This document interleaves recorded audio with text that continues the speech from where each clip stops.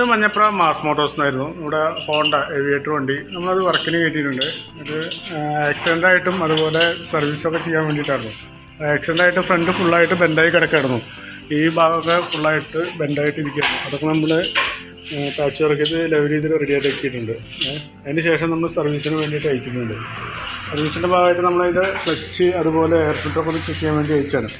ക്ലച്ചിൻ്റെ ഭാഗത്ത് വേറെ കുഴപ്പമൊന്നുമില്ല. അത്യാവശ്യം നല്ല രീതിയിൽ പൊടിയുണ്ട്. അതൊക്കെ ഒന്ന് എയർ അടിച്ച് ക്ലീൻ ചെയ്യാം.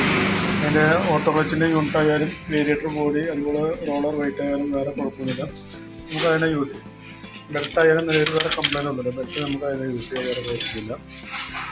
പിന്നെ എയർ ഫിൽറ്ററും ചെക്ക് ചെയ്യാൻ വേണ്ടി അയച്ചാൽ എയർ ഫിൽറ്ററും നല്ല ഫിൽറ്ററാണ്. നിലവിൽ വേറെ കംപ്ലൈൻ്റ് ഒന്നുമില്ല. അതുപോലെ പ്ലഗ് ആയാലും നിലവിൽ വേറെ കുഴപ്പമൊന്നും കാണിക്കുന്നില്ല. പ്ലഗ് നമുക്കത് ക്ലീൻ ചെയ്തിട്ടാൽ മതി, വേറെ കുഴപ്പമൊന്നുമില്ല. അതുപോലെ ഫ്രണ്ടിലോട്ട് വന്നു കഴിഞ്ഞാൽ ഫ്രണ്ട് ബ്രേക്സൊന്നും ആയാലും വേറെ കുഴപ്പമൊന്നുമില്ല. അതുപോലെ നമുക്കതിനെ യൂസ് ചെയ്യാൻ വേറെ കുഴപ്പമൊന്നുമില്ല. ക്യാമൊക്കെ വെച്ചിട്ടൊന്ന് യൂസ് ചെയ്ത് റീസെറ്റാക്കാം. അതുപോലെ ഫ്രണ്ട് ബ്രേക്കിൻ്റെ ഈ കേബിളുകൾ അത് ഇവിടെ അത്യാവശ്യം നല്ല രീതിയിൽ ഔട്ടറൊക്കെ പൊട്ടിയിരിക്കുന്നുണ്ട്. എന്ന് പറഞ്ഞാൽ ഫ്രണ്ട് നല്ല ടൈറ്റായിരുന്നു, ബ്രേക്ക് നല്ല ടൈറ്റായിരുന്നു. ഈ രണ്ട് കേബിൾ നമുക്കൊന്ന് മാറ്റിയിട്ടൊന്ന് റീസെറ്റ് ആക്കുന്നത്. എന്നാലാണ് ആ ബ്രേക്ക് ലൈറ്റ് മാറുള്ളത്. അതുപോലെ സ്പീഡോമീറ്റർ വർക്കിംഗ് അല്ലായിരുന്നു. നിലവിൽ ഈ കേബിൾ പൊട്ടിയിരിക്കുകയാണ്. മീറ്ററൊന്നും വേറെ കംപ്ലൈൻ്റ് ഒന്നും ഇല്ലെങ്കിൽ നമുക്ക് ആ കേബിൾ മാത്രം മാറ്റിയിട്ടൊന്ന് റീസെറ്റ് ആക്കാം. അതുപോലെ ഫ്രണ്ട് ഈ വീലിൻ്റെ ഈ ആക്സിലുണ്ട്. ഇതിൻ്റെ ആക്സിൽ ഇടിച്ച് കഴിഞ്ഞപ്പോൾ ഈ ആക്സിലൊന്ന് ബെൻഡായിട്ടുണ്ട്.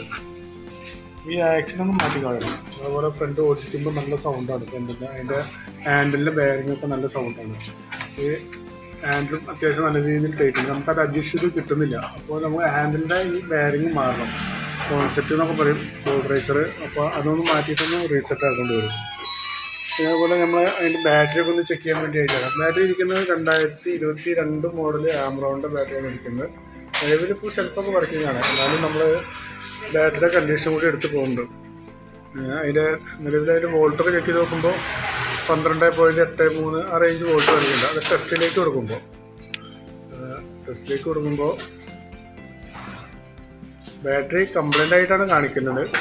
സെൽഫിൻ്റെ എന്തെങ്കിലും കംപ്ലൈൻറ്റ് കാണിക്കുമ്പോൾ നമുക്ക് ആ ബാറ്ററി ഒന്ന് മാറ്റി കളയേണ്ടി വരുന്നുണ്ട്. ഇപ്പോൾ മാറ്റണമെന്നില്ല. ഇപ്പോൾ സെൽഫൊക്കെ വർക്കിംഗ് ആണ്. നമ്മൾ ചെക്ക് ചെയ്ത് നോക്കുമ്പോൾ ബാറ്ററി കംപ്ലൈൻ്റ് ആയിട്ടാണ് കാണിക്കുന്നത്. ഓക്കെ.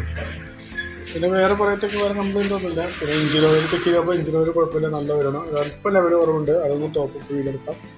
പിന്നെ പൊല്യൂഷൻ ടെസ്റ്റ് പറഞ്ഞിട്ടുണ്ട്, അതും ഒന്ന് പാസ്സാക്കിയെടുക്കാം. ഓക്കെ.